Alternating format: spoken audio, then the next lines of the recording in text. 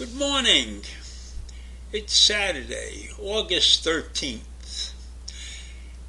And 5 years ago yesterday, the President of the United States made this following statement. There were very fine people on both sides. That's what he said when the white supremacists rioted in Charlottesville, Virginia. That's what he said when they walked with torches down the street, parading, declaring that the Jews will not replace us. The Jews will not replace us. That was where a young woman was killed, run down by a car, driven by one of the rioters. So I didn't realize that 5 years had gone by until I saw an article in an online publication called Hate Watch. And the title of this article was Unite the Right 5 years later. Where are they now? The statue that they came to protect, Robert E. Lee, is gone. And the alt-right coalition they embodied has imploded. But at the same time, the threat that the far-right extremism poses to the United States has never been more severe. If you remember what happened, the Unite the Right, where hundreds of extremists crowded into a college town in violent conflict. And they generated horrible images that the news organizations continue to broadcast as symbols of the nation's condition associated with hate and authoritarianism. And they also challenged the rights of Jews to exist.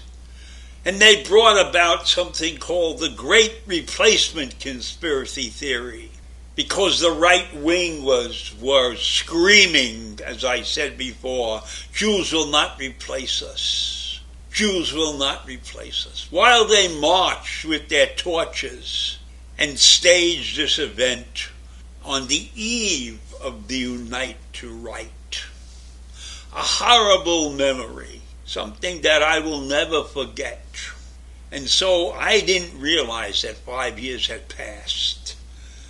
But I think it's time to remind everybody how horrible that event was and how unforgivable the actions of our president at that time was, claiming very fine people on both sides.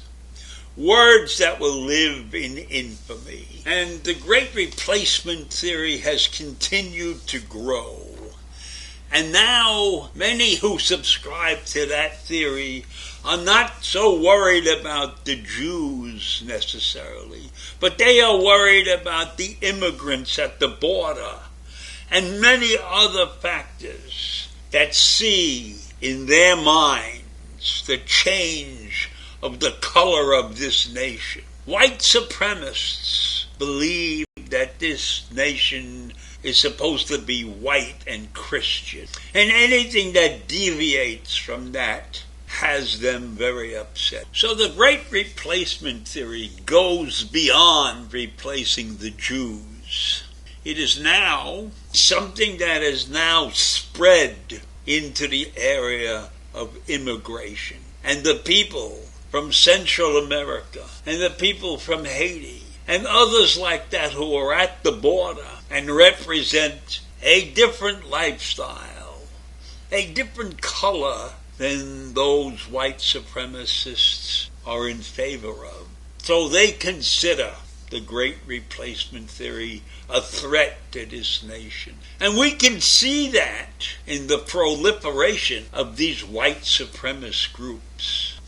And these groups exist in every state in the Union. While we may not believe they exist in New York because they're not right out front of us. And what we see most of the time seems to us to be coming from different states. But I can tell you from looking up the numbers of these groups, these white supremacist groups. There are hundreds of them, and they exist all over this country. And many in these groups believe that Jewish elites are responsible for this replacement plot. They think that we, the Jews, are plotting to replace the white Christian society that exists in this country, because they have no one but themselves to blame about what's going on in this country. They haven't stepped aside and looked ahead and seen that the world is changing, that the United States is no longer white, that the United States is great, but that they are bringing it down. They are destroying this country. And when you have a TV personality, Tucker Carlson of Fox News, claiming that this is not an accident, that the replacement of the whites is not an accident.